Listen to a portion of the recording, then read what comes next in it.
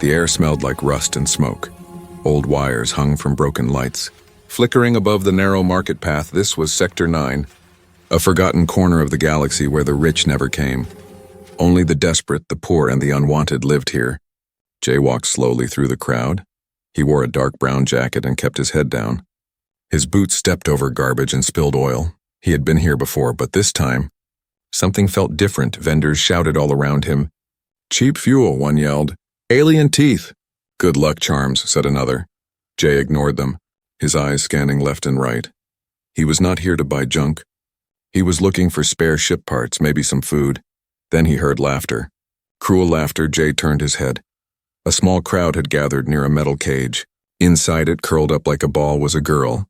But not a normal girl. Her skin was pale green, covered in mud and blood. Her clothes were torn, and she didn't look up. "Disgusting little thing," someone said. "Bet she's diseased," said another. "No one will touch her," a man laughed. "She's cursed." Jay froze. He didn't know why, but something about the girl pulled at his heart. She looked small, maybe 12 or 13. She wasn't moving, just sitting there like a broken doll. Someone threw a piece of bread at her. It hit her shoulder and fell. She didn't even flinch. The cage door opened. A tall alien with 3 eyes and sharp teeth grabbed the bread. "No food for her unless she begs," he shouted. The crowd laughed again. Jay felt anger rise in his chest. He stepped closer, just a little. Now he could see her face. It was dirty, bruised, but her eyes were full of silence, pain, and something more. A spark, something human, something strong. His mind said, "Walk away, Jay. She's not your problem," but his feet didn't move. The alien owner saw him. "You want her?" he asked, grinning. Jay didn't answer. "She's trash." "Human," the alien spat. "Picked her up near the poison fields. No ID, no memory. Probably broken in the head." Jay looked at the girl again. He didn't know what to say. She still didn't move, still didn't speak. But her eyes, those eyes were watching him now. "I'll take her," Jay said quietly. The alien blinked. The crowd went silent. "You what?" "I'll take her," Jay repeated. Louder this time, the alien laughed. "You're crazy." "Human. She might kill you in your sleep." "Let her try," Jay said. Pulling a few coins from his pocket, the alien shrugged. "Fine, your death. Your coin." He opened the cage and kicked the girl gently. "Get out, you've been bought." She didn't move. Jay walked forward and slowly knelt beside her. He reached out his hand. She stared at it for a long time, then slowly lifted her own. Their fingers touched. The crowd gasped. "Fool," someone muttered. "He's cursed now," another whispered. Jay helped her up. She was light, thin, bones under skin. He wrapped her in his jacket. She didn't speak. But her eyes never left his face. Together, they walked away from the market.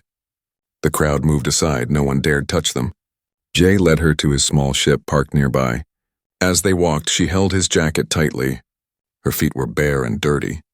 But she didn't complain. When they reached the ship, Jay opened the door and looked back at her. "You can come in," he said. She looked at the ship, then at him. "Why?" she asked, her voice soft and cracked.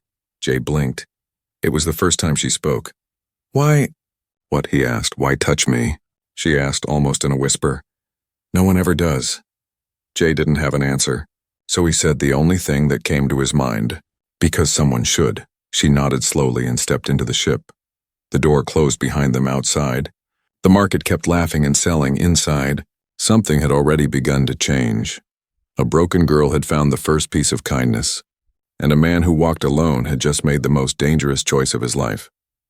Jay sat in the pilot seat of his ship. Staring at the controls, the engines hummed softly, waiting for orders. Behind him, in the corner near the storage crates, sat the alien girl, still silent, still wrapped in his jacket. She had not moved since they left the market. Her knees were pulled close to her chest, her head resting on them. Only her eyes moved, watching everything around her like a small animal hiding from a storm. Jay didn't speak either. He just watched her through the reflection in the control panel. What did I just do, he wondered. What if she really is dangerous? He turned on the ship's heater, hoping she'd feel warmer. He placed a cup of water near her, then backed away slowly. She didn't touch it, didn't even look at it. The silence between them felt heavy. Like a thick fog, Jay sighed and leaned back. "Do you have a name?" he asked gently. No answer. "I should probably call you something," he said after a pause. He looked at her glowing eyes, bright even in the low light. How about Mira? Her head moved slightly. Mira means wonder, he explained. Because I wonder who you are. Still no reply. But her fingers twitched just a little. The ship lifted off, floating slowly away from the rusty station. As the stars appeared in the window, Jay glanced back. Mira was staring at them, eyes wide, lips slightly open. It was the first sign of emotion he had seen on her face. You've never seen stars before? He asked. She didn't answer, but didn't look away either. Minutes passed. Jay tried to focus on flying, but his mind kept drifting. Who was she? Where did she come from? What happened to her? The ship beeped, signaling they had entered silent space, a zone without any tracking signals. It was where smugglers and outlaws hid from scanners. Jay often used it to take shortcuts. Now it felt like a good place to think. He stood up and walked to her slowly. Careful not to startle her, she looked up as he came closer. Still no fear in her eyes, only emptiness. Jay knelt down and held out a food bar. You need to eat, he said. She looked at the bar, then at him. Her lips moved slowly, as if unsure how to speak. What if it's poison? She whispered. Jay blinked, surprised. It's not, he said softly, tearing open the wrapper and taking a bite himself. He offered the rest to her. She stared for a long time before finally taking it. She didn't eat it right away. Instead, she held it in both hands as if it were a treasure, like she was waiting for someone to snatch it away. Jay sat across from her and watched in silence. Eventually, she took a small bite, then another. Crumbs fell on her lap, but she didn't care. I used to be like you, Jay said quietly. Alone, hungry, afraid. I didn't have anyone either. She looked at him with tired eyes. How did you survive? She asked. Jay shrugged. I found someone who didn't treat me like dirt. She gave me a home, even when I didn't trust her. What happened to her? Jay's face changed. He looked away. She's gone now, he said after a pause. But I remember her kindness. Mira pulled the jacket tighter around her shoulders. I never had anyone, she whispered. They kept me in cages, told me I was broken. No one ever touched me unless it hurt. Jay felt his chest tighten. He reached out slowly. Mira didn't pull away. He placed a hand gently on her shoulder. You're not broken, he said firmly. Not anymore. The ship lights flickered for a second. Jay frowned. Old circuits, he muttered, getting up to check. But as he walked away, Mira suddenly spoke. Jay, he turned back, surprised. You're going to die, she said softly. His heart skipped a beat. What do you mean? She hugged her knees again. They always find me, she whispered. And they kill anyone who helps. Jay stared at her. Her voice wasn't angry or threatening. It was full of fear. She wasn't warning him. She was begging him to leave her. I'm not leaving you, he said, even if they come. We'll face them together. She looked at him like he had just spoken a language she didn't believe existed. Hope, she slowly lay down on the small bench, still holding the food bar, her eyes closed. But her fingers clung to the edge of the jacket. Jay sat back in the pilot seat, eyes on the stars ahead, somewhere in the dark. Someone was hunting this girl, and now they would be hunting him too. But Jay had made his choice. And deep inside he knew something. Mira wasn't just a girl. She was something more, something powerful. And whatever was coming, he was ready to face it. The door of Jay's small ship closed with a soft hiss. Outside, the stars burned quietly. Inside, the air felt heavy with silence and something unspoken. Jay looked at Mira, still wrapped in his old jacket. Sitting on the edge of the sleeping bench, she had not spoken since warning him. He could see fear in her eyes, but also confusion. She didn't understand why he was helping her, and maybe he didn't understand it either. Jay opened a small locker and pulled out a fresh towel, a plain shirt and some warm pants. He walked toward her slowly, each step calm and careful. I think you need a shower, he said gently, placing the clothes beside her. She flinched slightly at the word shower. I won't come in, Jay added quickly. You'll be alone. I'll just wait here. Mira didn't move. Her hands clutched the jacket like it was the only thing she had left in the world. Jay didn't push her. He just pointed to the small door at the back of the ship. There's water, he said, real water, clean and warm. Still, she didn't answer. Jay gave her a nod and turned away, walking back to the control seat. He sat down, leaned his head back, and waited. Minutes passed. Then finally he heard soft footsteps. He looked over his shoulder.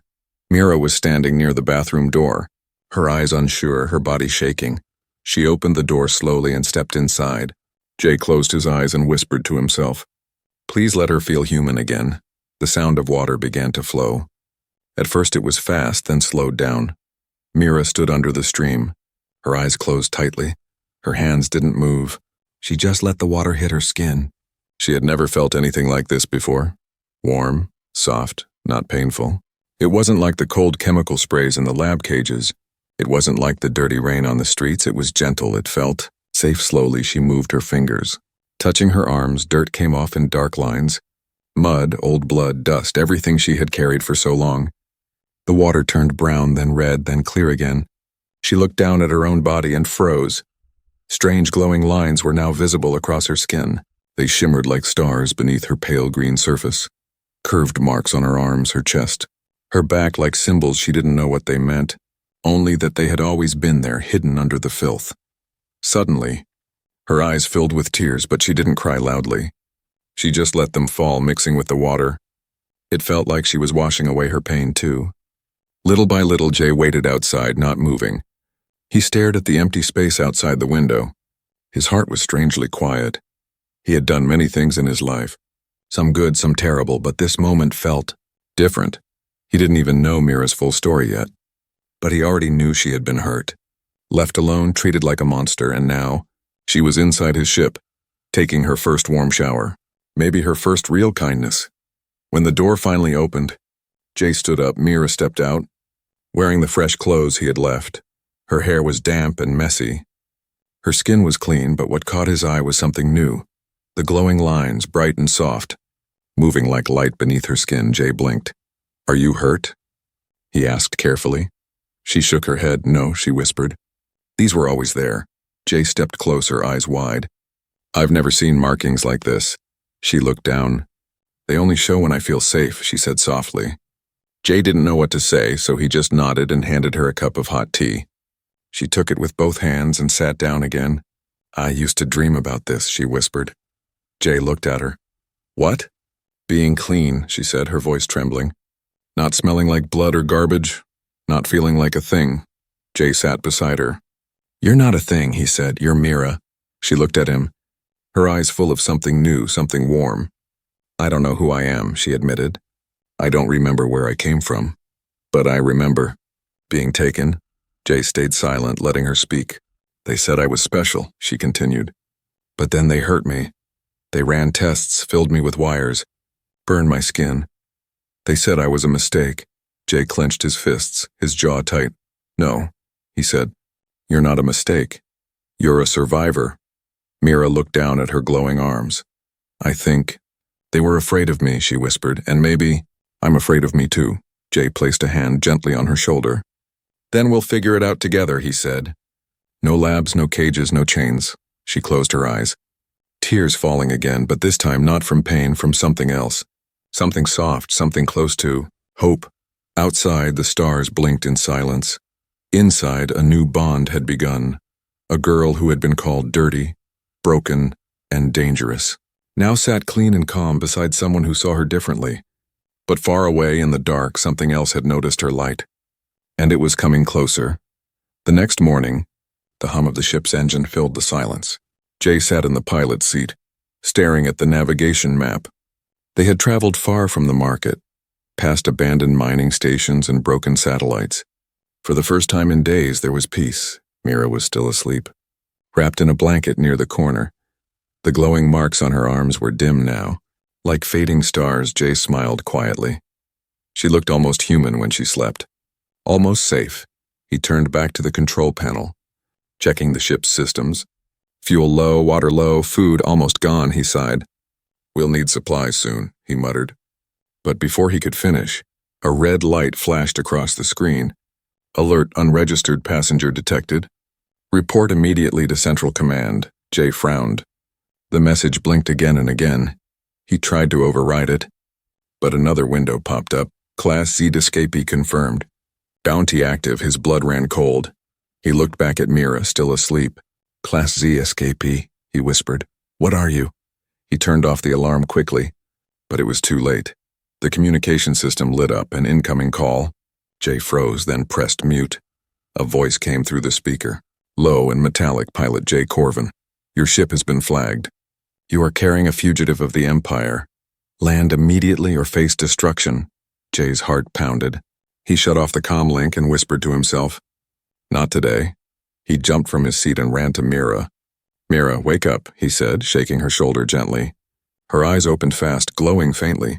What's wrong? She asked, her voice still soft with sleep. They found us, he said. I don't know how. But they did. Mira sat up quickly, her breathing sharp. I told you, she whispered. They always find me, Jay helped her stand. Who are they? He asked. The Empire, she said, her voice trembling. They made me? Jay stopped. What do you mean? They made you. Mira looked down, tears forming in her eyes. I wasn't born like this, she said. I was grown, tested, changed. Jay stared at her.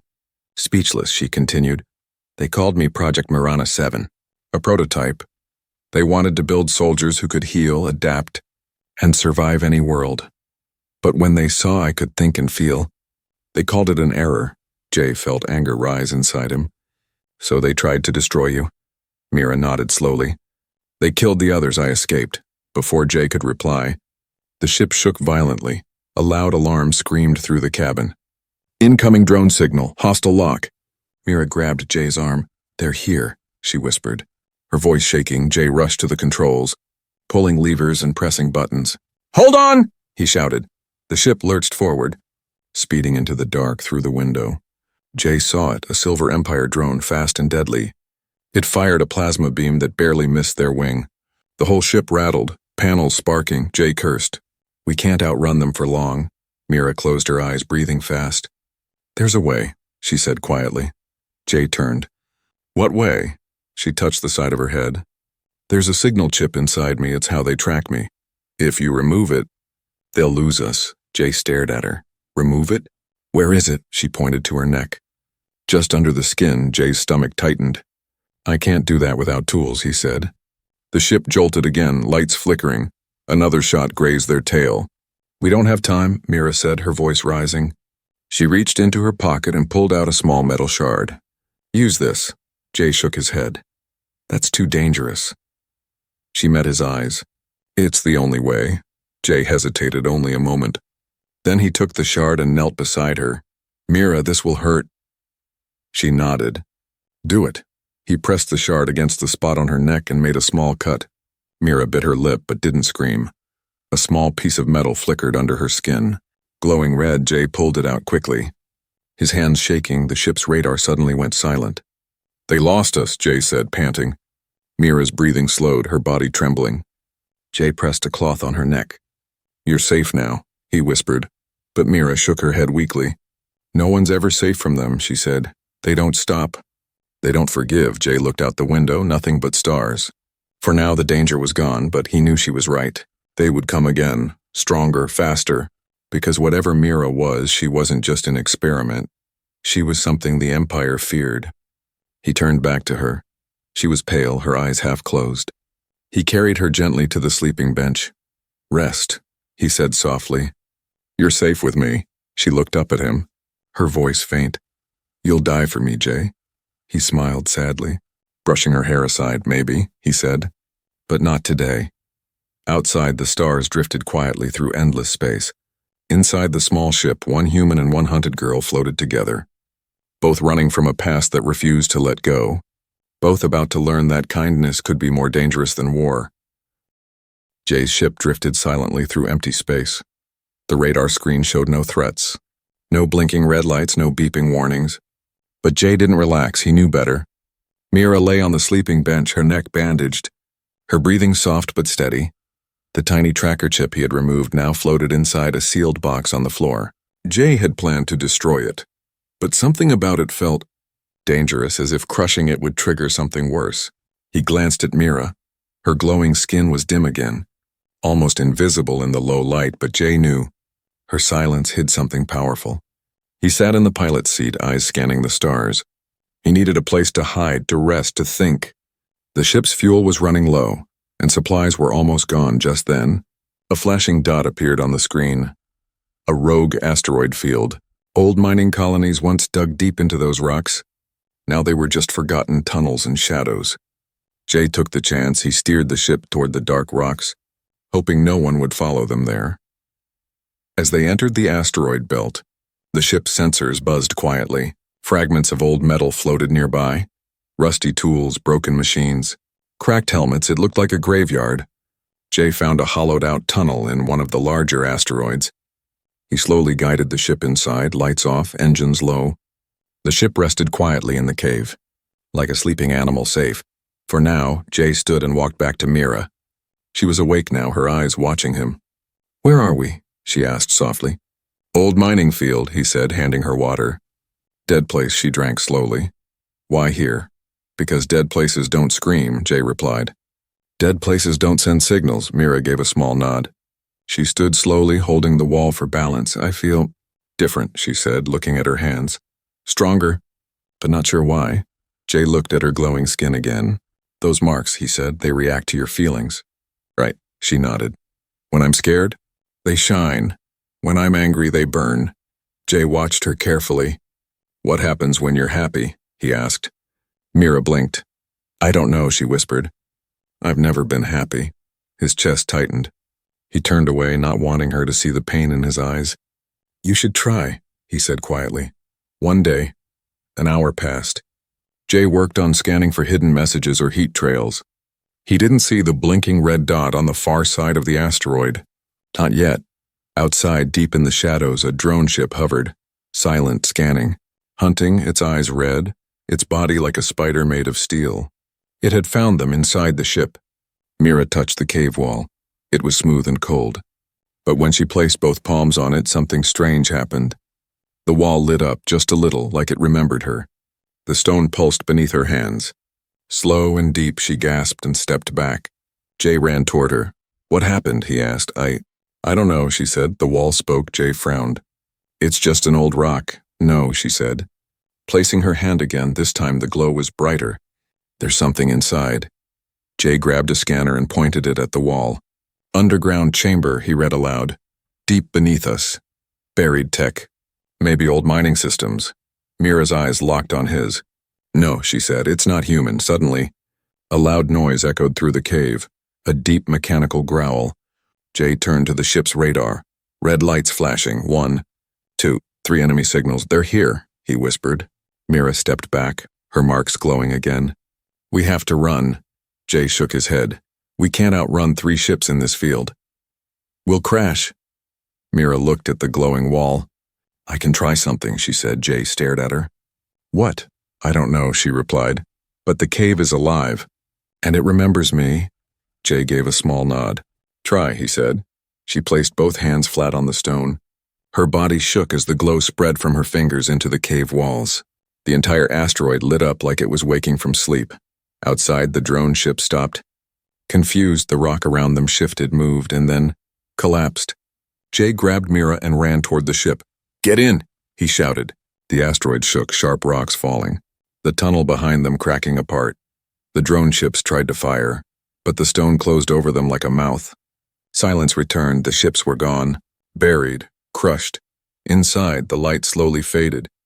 Jay looked at Mira, breathing hard. She had fainted in his arms, but she was alive. He placed her gently on the sleeping bench. "You're not just a girl," he whispered. "You're a key to something big outside."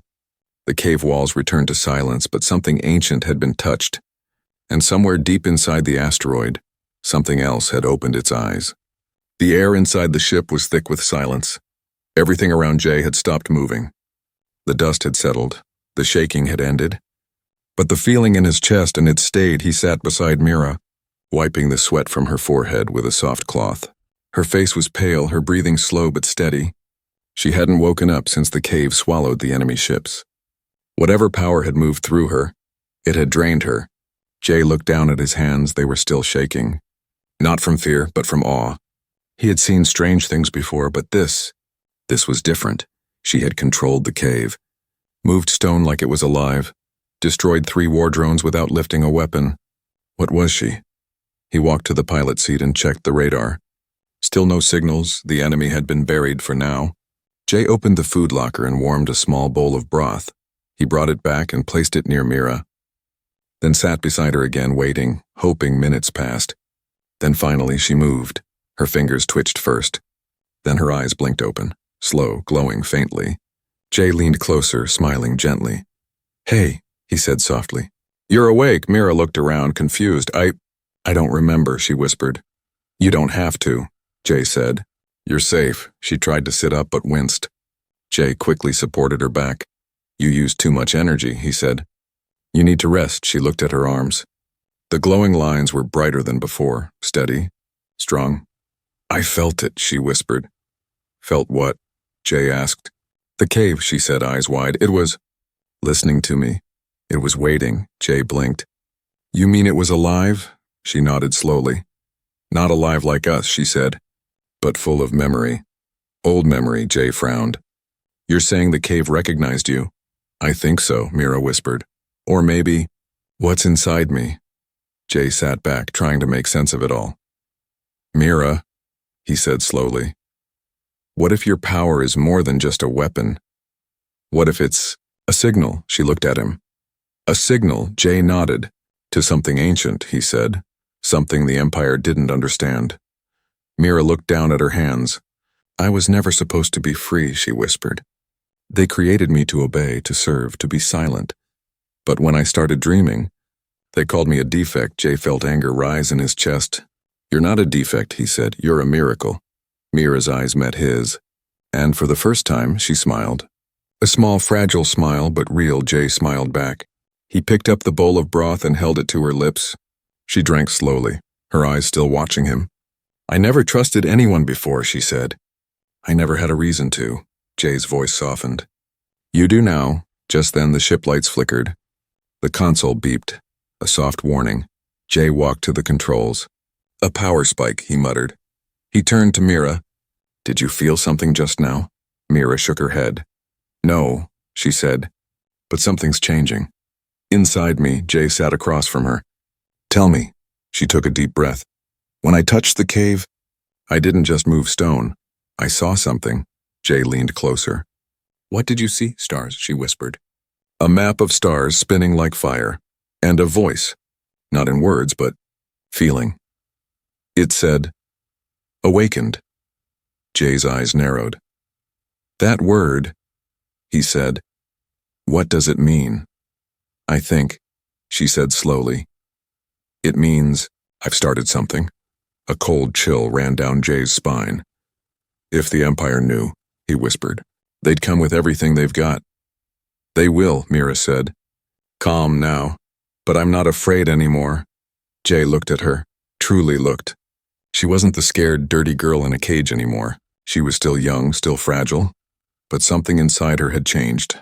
She was standing taller, speaking clearer, like she was finally stepping into who she was meant to be. "Mira," Jay said, "we can't run forever." "I know," she said. "But we're not running." He blinked. Surprised, she stood slowly, walking to the window. The stars outside reflected in her glowing skin. "I need to go where the voice came from," she said. "I think there's more like me." Jay stood beside her. "And if the Empire gets there first, then we stop them," she said. Together, Jay gave a small nod. He didn't know where this path would lead, but he knew one thing. He wouldn't leave her outside in the dark of space. The stars continued to burn, but somewhere deeper, older things had started to wake, and Mira, the girl no one wanted to touch, was now becoming the flame the Empire feared most. The stars drifted quietly outside the ship, but inside a storm was building, not of fear, but of purpose. Jay stood at the controls. Checking coordinates, Mira sat beside him, calm but focused. They were headed toward the rebel zone, a hidden space station deep in asteroid rings. It was the only place left where secrets could breathe. "I sent the signal," Jay said. "They're expecting us." Mira nodded. Her glowing lines were steady now, soft but alive. It was like her body had finally accepted the energy inside her. "They'll want answers," Jay warned gently. Mira looked out the window. "Then I'll give them truth," she said. "No more cages, no more lies." Jay smiled quietly. She had come so far from a broken girl in chains to someone who could speak with power in her voice. As the ship approached the rebel station, defense beams scanned them. Jay sent the passcode.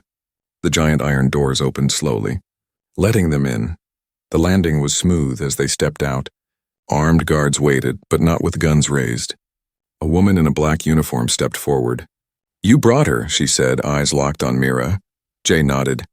"This is Mira." The woman stepped closer. "My name is Commander Relin," she said. "We heard rumors, but—" She looked at the glowing marks on Mira's arms. "They're real," she whispered. "They're more than marks," Mira said softly. "They're memory." Relin stared at her. "What do you mean?" "I'm not just an escapee," Mira said. "I'm a signal." The room fell silent. Relin turned to Jay. "Come with me, both of you," she said. "There's something you need to see inside the rebel base." Hidden behind heavy doors was a secret chamber, walls full of ancient star maps, symbols, and language that no one could read. Until now, as soon as Mira entered, the walls glowed, the symbols lit up one by one. Mira stepped forward and placed her hand on a panel. "I've seen this before," she whispered. "In my dreams," Jay stared. Relin looked shocked. "You can read this?" she asked. "Not with words," Mira said, "but with feeling. It's a message." Jay moved beside her. "What kind of message?" Mira closed her eyes. "It says, we were made from the stars, pieces of something ancient, forgotten. And when the Empire tried to change us, they woke something sleeping." Relin's eyes widened. "Something sleeping," Mira turned. "There are others," she said. "Not many, but some like me, scattered, hidden, broken." Jay took a step forward. "Then we find them," he said. "We bring them back." Relin nodded slowly. "We'll help," she said. "But the Empire won't stop." Mira's voice was steady. "Let them come, but this time we don't run." The next day, word spread across rebel space. The girl the Empire wanted dead was alive, awake and rising. A girl once called dirty, broken, cursed, now had become a symbol of something bigger. Hope Jay walked through the station with her. People stared, whispered. Some even reached out to touch her hand. But not out of fear, out of wonder. She smiled at a small alien boy who gave her a flower. It was dirty and half dead, but Mira took it gently. And for that moment her glow shined brighter than ever. Later, Jay sat with her near the edge of the docking bay, watching stars together. "You're not the same girl I found in that cage," he said. Mira looked at him. "No," she replied. "I'm not," Jay chuckled. "I miss her." Mira smiled. "She's still here," she said, placing her hand over her heart. "She's just not afraid anymore." Jay leaned back. "Do you think we'll ever be safe?" Mira shook her head. "Probably not," she said. "But maybe that's not the point." Jay looked at her. "Then what is to live?" she said. "To love. To keep going even when they try to break you." Jay nodded. "Sounds like something someone very brave would say." Mira laughed softly. "Maybe I'm learning from the right people." As the rebel ships prepared for a new mission and to find the others like her, Mira stood at the center of the command deck. No longer a prisoner, no longer a lost child, but a leader, a spark that once hid in shadows. Now lighting the way, and Jay, the man who once walked past broken machines and forgotten lives, had found something more powerful than treasure. He had found purpose. Together they were not just survivors. They were the beginning of something new, something the Empire could never control. And as the ship left the station again, but into stars unknown, the girl who no one wanted to touch had become the one the galaxy would never forget.